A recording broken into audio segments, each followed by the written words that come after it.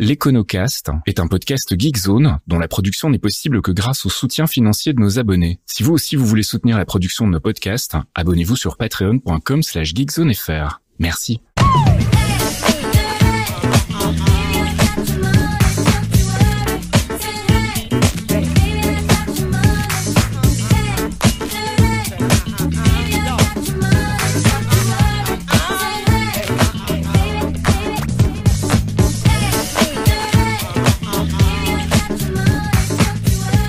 Bonjour Geekzone et bienvenue dans ce 13e épisode de l'Econocast, un rendez-vous quasi mensuel que je vous propose avec mon ami Mickaël Vincent. Salut Mickaël. Salut Faskil, bonjour à toutes et à tous. Alors je voulais d'abord commencer en parlant déjà de l'épisode du mois prochain, puisqu'en fait on a décidé de faire un épisode un peu fourre-tout dans lequel on va traiter des notions qui ne nécessitent pas forcément un épisode complet, des choses qu'on peut expliquer plus brièvement. On a déjà quelques petites idées, mais on voulait aussi avoir les vôtres, donc n'hésitez pas à passer dans les forums de Geekzone et venir nous demander des éclaircissements sur certains termes, certaines notions de finance et d'économie que vous ne comprenez pas bien. Et puis comme ça nous permettra de faire un épisode un petit peu, un méga mix avec plein de termes qui ne mériteraient pas un épisode complet. Cette fois-ci, en revanche, ça mérite largement un épisode complet. Ça fait déjà un petit moment qu'on en parle. Enfin, on en parle régulièrement, en tout cas, j'ai l'impression, Mickaël. Eh ben oui, ça y est, on y est. On va enfin parler ensemble de la crise des subprimes. Bon, si vous nous suivez régulièrement, c'est pas la première fois qu'on la convoque, cette fameuse crise des subprimes, mais on s'est dit pourquoi pas le faire maintenant. Et puisqu'il s'agit d'un événement un peu particulier, une fois n'est pas coutume, je propose de déroger un peu à la règle et ne pas te laisser commencer avec une définition, mais je vais démarrer avec une question pour toi. On a fêté un anniversaire le 15 septembre dernier, on a fêté les 15 ans d'un truc. Oui, alors je le sais parce que je le vois dans la conduite, mais effectivement, tu me l'aurais demandé comme ça de but en blanc, je ne t'aurais pas cité forcément Lehman Brothers dans les événements qui m'ont marqué il y a 15 ans. Ah oui. Et non, effectivement, donc le 15 septembre 2008, il y a 15 ans, donc Lehman Brothers faisait faillite. Donc Lehman Brothers, une grosse banque d'affaires qui donc s'est retrouvée sur le carreau. Quand on dit grosse banque d'affaires, c'est vrai que c'est historique parce que c'est vraiment la plus grosse faillite bancaire. On parle de plus de 600 milliards de dollars à l'époque. Donc si on réajuste à l'inflation, c'est un truc énorme. On parle de banques qui seraient presque de la taille de banques comme la Société Générale ou la Deutsche Bank en comparaison. Une banque américaine, à l'époque c'était la 4e plus grosse banque à l'époque, plus grosse banque américaine, donc un gros truc, 4e derrière Goldman Sachs, Morgan Stanley et Merrill Lynch, donc des noms qu'on connaît encore un peu, qui avait plus de 25 000 employés, mais à la différence de certaines de ces banques, c'était une banque uniquement d'investissement, donc contrairement à une banque comme la Société Générale ou la BNP qu'on connaît bien, où on a des agences et des activités de dépôt pour le commun des mortels. Cette banque-là était uniquement focus finalement sur l'investissement, donc sur les salles de marché, la grande finance, et donc n'avait pas forcément de petits bureaux un peu partout pour aller faire des prêts à la consommation. Alors ce qui l'a fait tomber, c'est la crise des subprimes, on l'a dit, mais c'est quoi alors du coup une subprime ? Alors une subprime, le mot subprime, usuellement on l'attache à un prêt. Donc un prêt subprime, c'est un prêt risqué, qui peut être un prêt hypothécaire, donc pour acheter une maison, un prêt de type les cartes de crédit, ou un leasing, les fameuses locations de voitures. Bon, c'est très américain, le leasing, même si ça existe de plus en plus en Europe et aussi en particulier en Belgique par ailleurs. Mais à la différence donc tous les prêts sont risqués, tu pourras me dire, et donc les catégories de prêts hypothécaires, crédit, carte de crédit, etc. existent par ailleurs. La particularité de la subprime, c'est qu'elle est accordée à une clientèle peu solvable, ou en tout cas à l'historique de crédit un peu difficile. En fait, littéralement, on aurait les clients prime client versus les subprime, donc les clients subpar en fait, donc clairement une sous-catégorie donc de clients un petit peu plus à risque. Donc c'est un marché qui s'est développé aux États-Unis à partir de 2001, donc c'était quand même relativement récent, un marché qui pesait à ses débuts en 2002 200 milliards de dollars. En tout cas, principalement sur les prêts, si je réduis juste aux prêts hypothécaires, 200 milliards de dollars, et c'est un marché qui a plus que triplé en 2006, un petit peu avant le cœur de la crise en 2007-2008, donc qui est jusqu'à atteindre 640 milliards de dollars. Ça représente quand même presque un quart du total des prêts immobiliers à ce moment-là. Donc le marché classique du prêt immobilier commençait un petit peu doucement à se voir grignoter par le marché de la subprime. Alors, quel est l'intérêt de commencer à prêter à des gens qui sont un peu moins insolvables, me diras-tu? Eh ben, c'est un marché qui a été encouragé par des taux qui étaient historiquement bas. Donc, les taux étant très bas, il n'y avait pas beaucoup de bénéfices à se faire sur le marché du prêt classique pour les banques, qui retrouvaient du coup pas beaucoup d'intérêt dans ces produits-là, et donc ils ont cherché une nouvelle clientèle. Donc le bénéfice était double. Non seulement en ouvrant à des gens qui étaient un peu moins solvables, on a de nouveaux clients potentiels, mais en plus de ça, comme ces clients sont plus risqués, on va leur prêter à un taux plus haut. Alors évidemment, c'est ce qu'on appelle la prime de risque. On comprend que ces clients plus à risque vont faire que le prêteur va utiliser des taux un peu plus importants, mais ça a quand même un côté un petit peu plus dangereux, puisque c'est une clientèle qui est quand même plus pauvre au départ, donc il y a plus de chances de faire défaut, et qui, en plus de ça, va payer son prêt beaucoup plus cher. Donc les subprimes, ça date de 2001. La crise, elle arrive vers 2007-2008. Donc ça fait quand même déjà un petit moment. Pourquoi est-ce que c'est toujours pertinent d'en parler en fait aujourd'hui ? Alors si on en reparle aussi aujourd'hui, c'est vrai que c'est une histoire qui nous a été racontée régulièrement. Moi-même, ça m'arrive de vous recommander mon bouquin sur ce sujet-là, ou d'aller jeter un œil au film The Big Short que beaucoup d'entre vous ont sûrement déjà vu. Donc c'est une histoire peut-être qu'on commence un peu à connaître. Donc je me suis dit que ce serait intéressant aussi de remettre cette histoire un peu en perspective avec ce qui se passe aujourd'hui, parce que il y a quand même deux choses intéressantes cette année, en 2023, c'est que on revoit des phénomènes un petit peu similaires, notamment la hausse des taux d'intérêt, et donc avec cette hausse des taux d'intérêt, la peur d'une crise immobilière. J'en entendais encore ce matin, au jour où on enregistre sur France Inter, c'était leur grand sujet de la matinale, mais des articles réguliers du Monde qui annoncent le fait que ça craque un petit peu en Chine, qu'aux USA, on n'est pas loin non plus de craquer non plus sur le marché de l'immobilier, et qu'en Europe, on y arrive doucement, etc. Donc c'est en ça que je voulais aussi dresser un premier parallèle, et que ça vaut le coup du coup de comprendre ce qui s'est passé à l'époque pour remettre ça en perspective. Et puis, comme on l'a dit, voilà, on fêtait les 15 ans de la faillite de Lehman Brothers.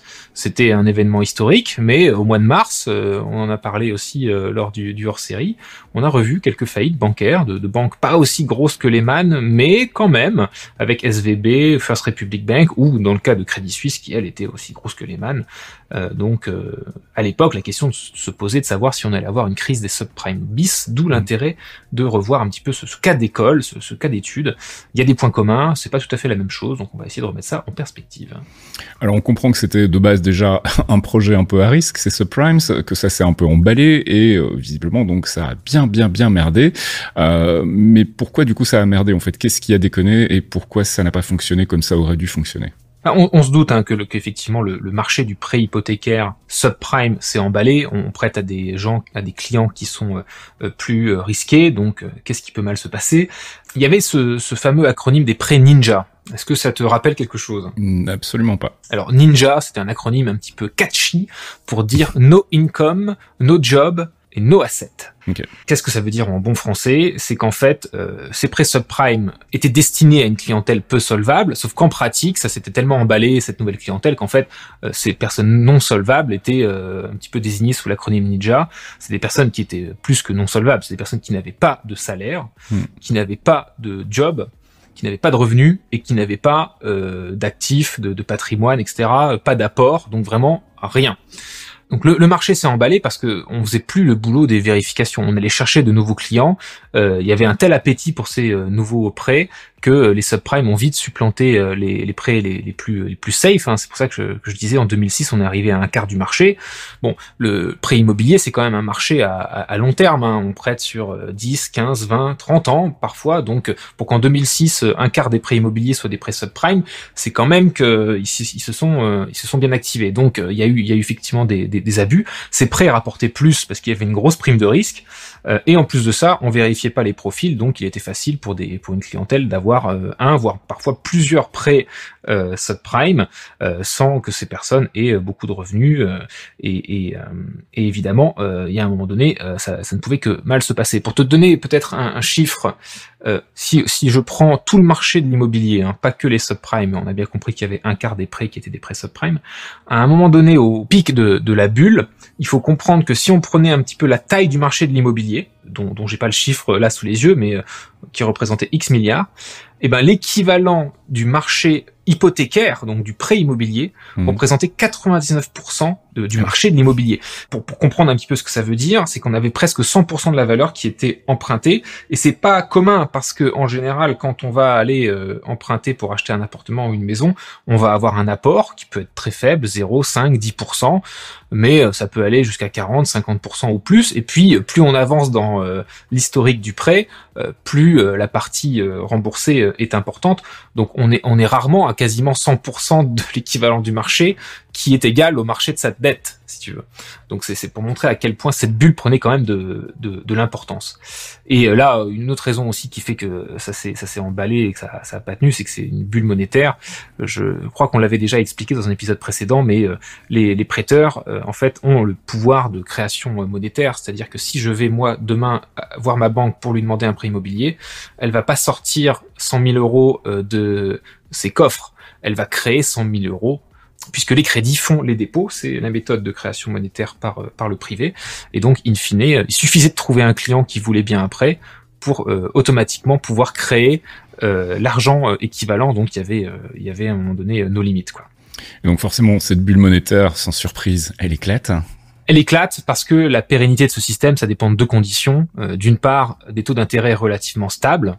Donc on l'a dit, ces clients sont peu solvables, on leur prête à plus cher, mais ça reste un prix acceptable parce que les taux directeurs étaient relativement bas. Donc ça ne marche que si les taux d'intérêt restent stables, et puis ça marche aussi si l'immobilier augmente en valeur, s'il y a une appréciation régulière de l'immobilier. Comme ça, si tu achètes un appartement à prix X, mais que dans les 5 ans il a pris 20%, je vais très vite rattraper le fait que j'ai payé beaucoup en intérêt, et je vais quand même m'y retrouver. Mais la bulle éclate parce que, et c'est là où il y a peut-être encore une fois wink un parallèle avec ce qui se passe en ce moment, c'est que la Fed, donc la Banque centrale des États-Unis, a progressivement relevé son taux directeur de 1% à 5,25% entre 2004 et 2006. C'est très très proche du rythme actuel où en fait les taux d'intérêt à cause de l'inflation, de la période inflationniste qui a démarré en 2021, fait que en 18 mois en fait les taux sont passés de 1 à 5%, en Europe de 0 à 4%, etc. Donc sur la même échelle de temps, la même échelle de hausse des taux. Et ce qu'il faut comprendre, c'est que augmenter un taux de 1% à 5% veut pas dire que ta mensualité sur ton prêt immobilier va juste prendre de 1 à 5% de plus.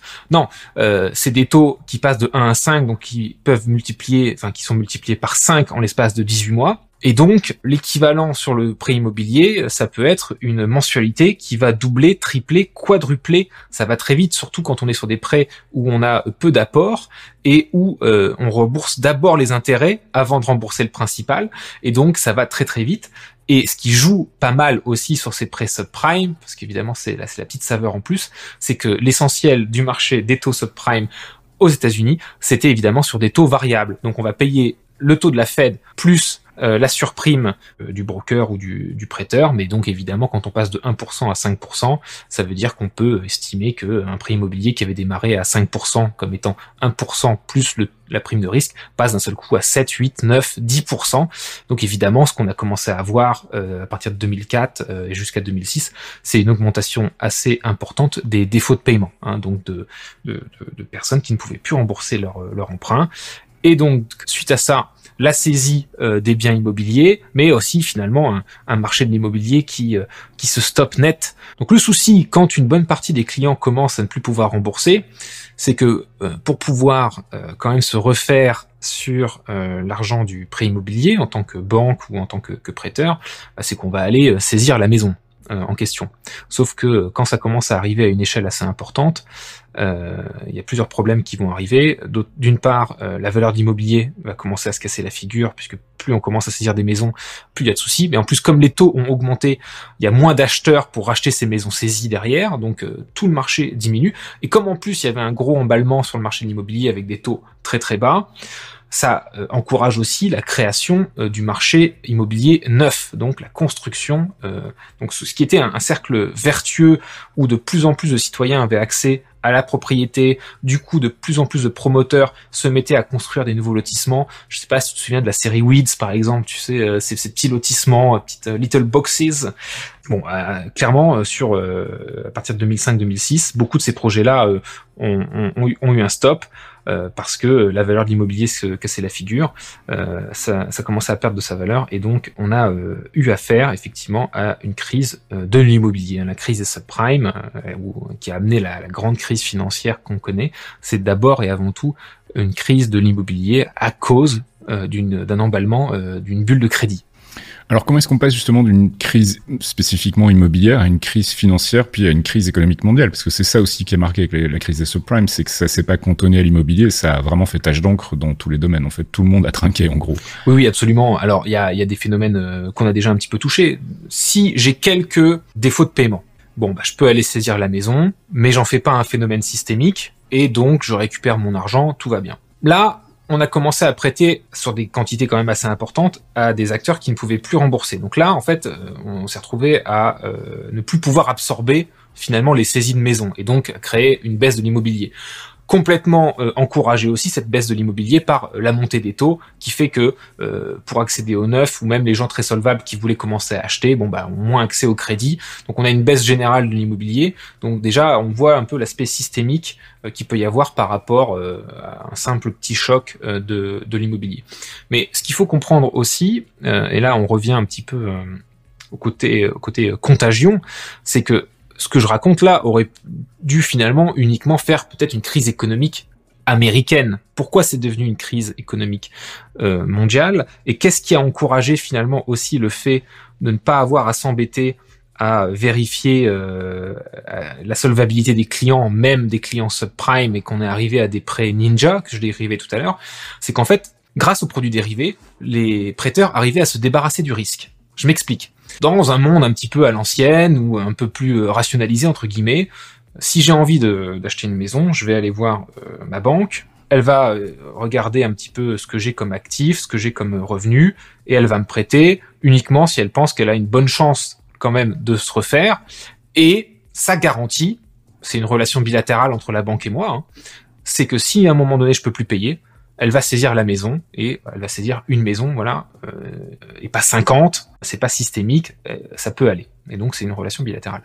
Ce qui s'est passé avec la crise des subprimes et grâce aux produits dérivés, c'est que j'avais des prêts immobiliers en tant que banque qui étaient beaucoup plus risqués, et finalement j'avais peut-être aussi un peu la flemme d'aller du coup saisir les maisons si l'acheteur ne pouvait plus rembourser.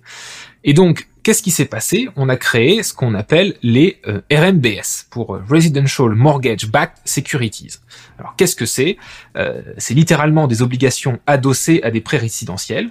Et donc, pour la banque, ce qu'on a fait, c'est qu'on a mis tout un tas de prêts immobiliers, y compris des prêts risqués, dans un produit financier, une obligation, ce fameux RMBS, qu'on a pu ensuite revendre sur les marchés. Donc, pour le banquier qui fait ça, c'est super, parce que j'ai le côté diversification du risque. Je mets de très bons prêts très peu risqués, mélangés avec des prêts un peu plus risqués, et mélangés avec des prêts subprime, en me disant que en moyenne je vais réussir à me refaire. C'est génial. Et puis je casse un peu cette relation bilatérale où je me dis qu'en cas de défaut de paiement, je vais me refaire en allant saisir la maison. Là, quelque part, j'ai déjà refilé le bébé à une autre banque ou à un investisseur, probablement aussi en dehors des États-Unis, grâce à ces produits financiers. Et puis CF, l'épisode précédent sur les produits dérivés, ça a intéressé tellement de monde de se mettre un petit peu sur ces prêts immobiliers, parce que, je vous rappelle, l'attrait des subprimes, c'était de pouvoir prêter plus cher, et donc d'avoir un retour sur investissement plus important. Donc à une époque où les taux étaient bas, j'avais aussi beaucoup d'investisseurs qui étaient plus intéressés d'acheter des obligations liées à l'immobilier, mais qui rapportaient 3, 4, 5%, plutôt que 1 ou 2%.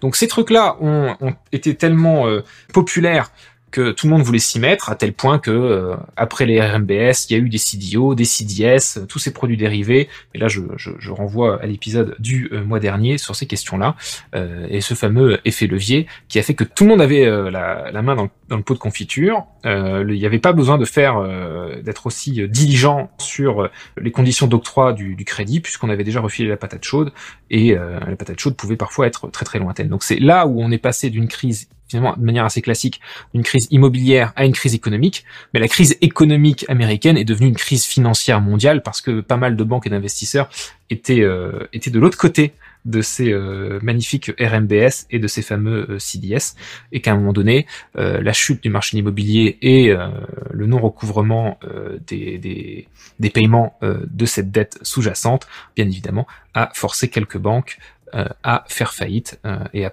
fait pression sur le système bancaire américain. Ok, donc du coup, quand la banque Lehman dont on parlait tout à l'heure est tombée, ça a été un peu l'effet domino sur la planète. Oui, parce que donc la contagion, elle est double. J'aurais peut-être, ça vaut le coup de préciser ça.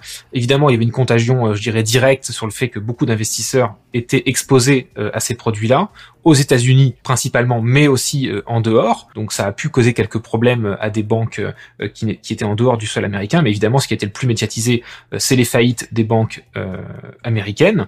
Mais il faut pas oublier que la première à avoir eu des problèmes liés à la crise subprime, c'était déjà en 2007, pas en 2008, et c'était la BNP, le bureau de New York, qui avait du mal déjà à sortir de ses positions à cause du marché de l'immobilier qui s'était retourné. Et puis bon, la plus médiatique, c'est Lehman Brothers, et là où ça a effectivement créé une deuxième contagion, un deuxième effet qui se coule, c'est que même si les autres banques, les grosses banques dans le monde, n'étaient pas exposées directement au subprime et avaient fait un peu plus gaffe sur leur investissement, Lehman était un acteur tellement important qu'on pensait intouchable, ce qu'on appelle les too big to fail.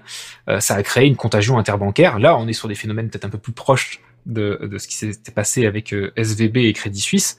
C'est que même sans exposition directe ou sans contagion directe, l'impact de la faillite d'une banque tellement importante, en fait, crispe complètement les échanges interbancaires. Une banque, surtout les grosses banques comme celle-là, pour fonctionner, ont besoin d'un système qui n'est pas en tension.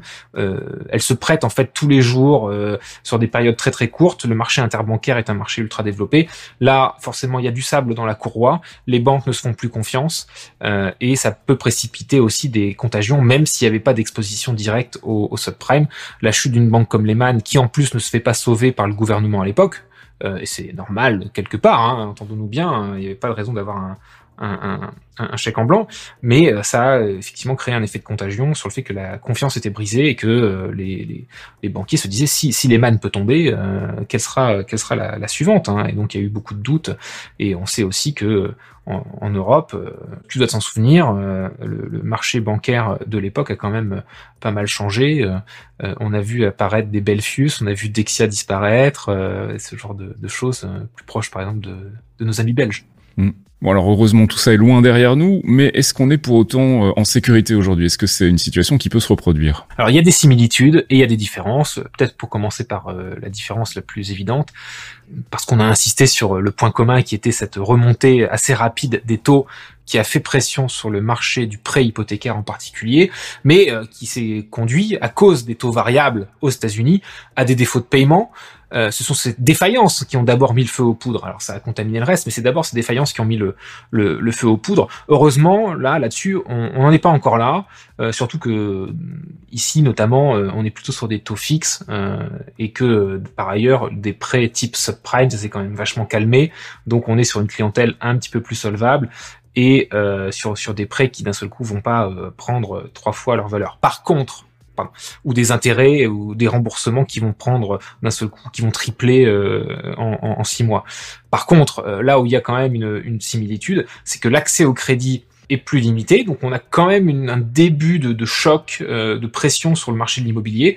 Il est plus difficile d'acheter aujourd'hui qu'il ne l'était il y a quelques années, mais on n'est pas sur des défauts de paiement, on est juste sur un marché de l'immobilier qui se tend, qui peut avoir d'autres conséquences, Ça a des conséquences sur la construction du neuf, par exemple, à une époque où se loger est difficile. Ça peut avoir aussi des conséquences économiques sur les loyers, etc. Donc c'est pas, on n'est pas à l'abri d'une crise immobilière, mais l'absence finalement du caractère un peu systémique des défauts de paiement d'une part et d'autre part de tous ces produits dérivés sur les subprimes fait que des chances de contagion similaires sont quand même un peu plus réduites. En revanche, même cause, même conséquence, on est effectivement sur un cycle de crédit là où il est plus compliqué d'avoir accès à l'argent. Après 10 ans d'accès très simple à l'argent, c'est-à-dire que les taux de la Banque centrale étaient historiquement bas, même beaucoup plus bas qu'avant la crise des subprimes, étaient négatifs dans certaines régions, notamment chez nous ou au Royaume-Uni, ça a été des taux négatifs pendant longtemps. Donc les entreprises ont pu se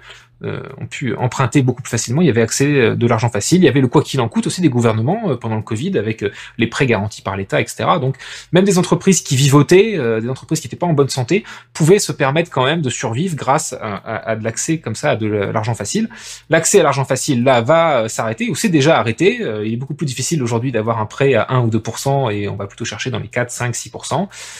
Et donc ça pourrait créer un autre problème économique, toujours à cause comme ça de ces bulles de crédit. Puis là aussi, où même si on parle moins de contagion avec ces produits dérivés un petit peu sans fin, hein, les choses se sont quand même un peu régulées, certes, mais par contre cette fois la hausse elle est générale, c'est-à-dire que l'inflation elle touche le monde entier, et là où à l'époque de la remontée des taux de la crise des subprimes, c'est surtout la Fed qui avait vraiment passé ses taux de 1 à 5%, là c'est quand même un phénomène général qu'on voit au Royaume-Uni, aux États-Unis, au Japon, en Europe, etc. Donc ça pourrait être une hausse généralisée qui pourrait créer un problème généralisé, là où la crise des subprimes c'était un truc assez américain et qui s'est propagé ensuite.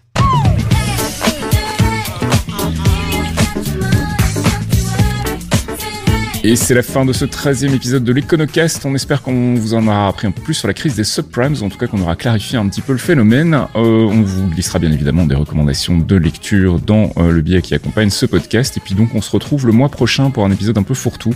Donc je rappelle, si vous avez des demandes spécifiques sur des notions que vous voudriez qu'on explique et qui sont relativement faciles à expliquer en quelques minutes, eh bien n'hésitez pas à glisser ça dans les commentaires du forum. Et puis nous on regardera, on fera une petite sélection pour le mois prochain, n'est-ce pas Mickaël ? Absolument. Sur ce, on vous laisse et on vous dit à la prochaine dans un nouvel épisode de l'Econocast. Ciao. À la prochaine, salut. Un podcast signé Faskill. Faskill.com. Les Clairvoyants, c'est le rendez-vous mensuel de Geekzone, présenté par Faskill, Fox Monsieur et Archeon, un podcast d'1 heure sur le MCU, le Marvel Cinematic Universe, des news, du theory crafting rigolo, des focus avisés pour tout vous apprendre sur l'univers Marvel, et bien entendu, un peu de musique. Pour découvrir tout ça, rendez-vous sur geekzone.fr. On vous y attend, amis True Believers.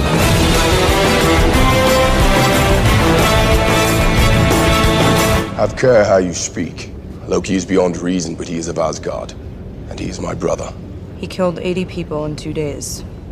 He's adopted.